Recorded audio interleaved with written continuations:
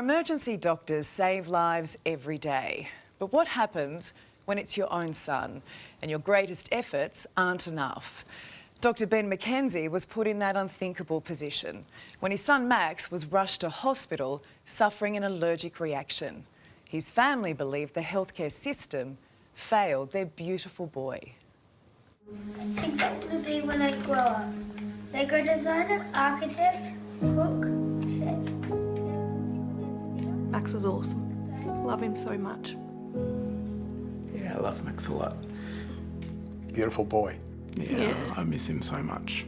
Scientist, inventor, mechanic, artist, teacher. Max should still be alive. Whoa! A son. Max was my whole world. A brother. He was really fun. He would wrestle with me, he would do Lego and just be really fun to be around. And a friend to all. He was incredible. He was just super compassionate and kind. 15-year-old Max McKenzie had everything to live for. He was full of energy and he never stopped talking. He could talk to anyone about anything. It's hard to imagine anything worse, isn't it, than losing a child. But the way young Max died after eating nuts is beyond tragic. It's been 3 years now since Max died, and still his family is searching for answers from a medical system they claim made critical errors in his treatment. Oh, look, I'm really angry with what happened to Max. It shouldn't have happened, and I think, you know, the real question is how do you stop that? If anyone knows what should have happened that day, it's Max's dad, Dr Ben McKenzie, an emergency physician. Nobody should have to resuscitate their own son in hospital. Max had a nut allergy. How did he manage that? He managed it really well. I mean, he'd had it since he was tiny, so he was very aware of it. He would avoid all nuts, and he was good at, you know, asking. It's Friday afternoon, August 6, 2021. Max is at his grandma's house in Melbourne, enjoying an afternoon snack.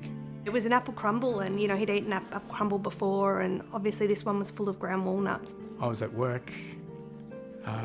Tamara was about to pick Max up. Tamara was just around the corner when his grandma called to say that he was sick with an allergy, and Tamara turned up at the door moments later and realised that Max was sick, and she called the ambulance, and Max used his EpiPen. The EpiPen didn't work. Severe asthma kicked in. Max could hardly breathe. He just got extremely sick while he was in the ambulance. That's kind of when things really got bad. What were you saying to Max?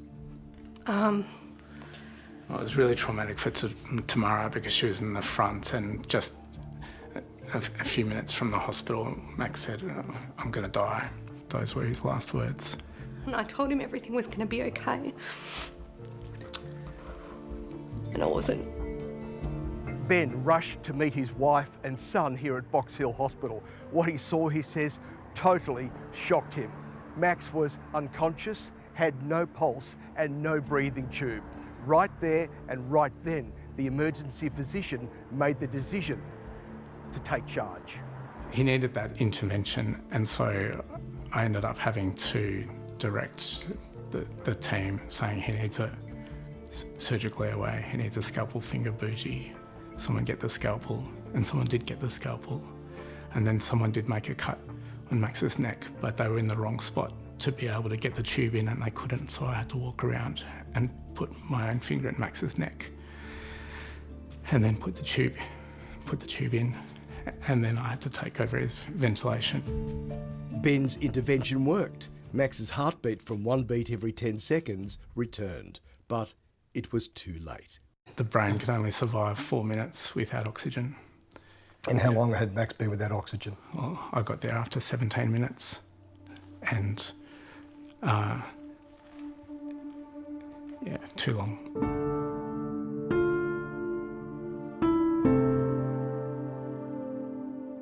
Max survived for another 13 days, but he was severely brain damaged, and then his brain just stopped sending signals to his heart after 13 days and he died.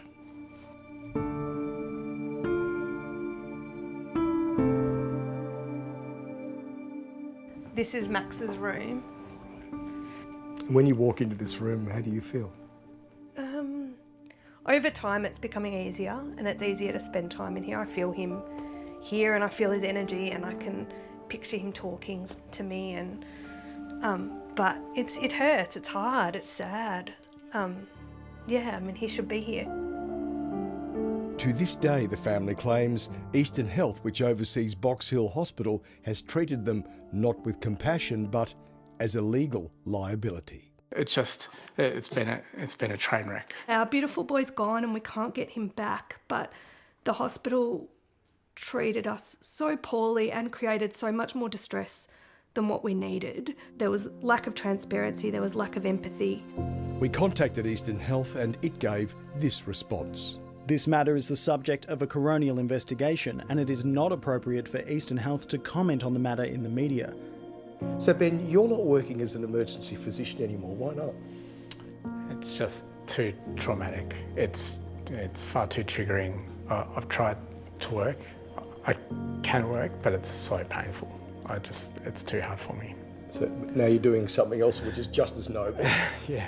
So I feel this extraordinary burden to make the world better, to make sure it doesn't happen again. To do that, Dr. Mackenzie is completing a PhD in allergy research. As well, he's teamed up with an American physician to train Aussie doctors in how to intubate patients like Max.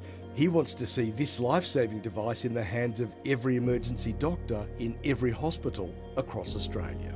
So this is the human throat and what? Yeah, this is the neck, and what you can't see behind the skin. If we took the skin off, or we could even put the skin on, but we could just simulate something. So normally these devices cost thousands of dollars to simulate this, but this one's much cheaper. So it's as simple as going, oh, that's the right spot, cut that way, my finger's in, I can put the bougie in, and then I can put this breathing tube straight over the top.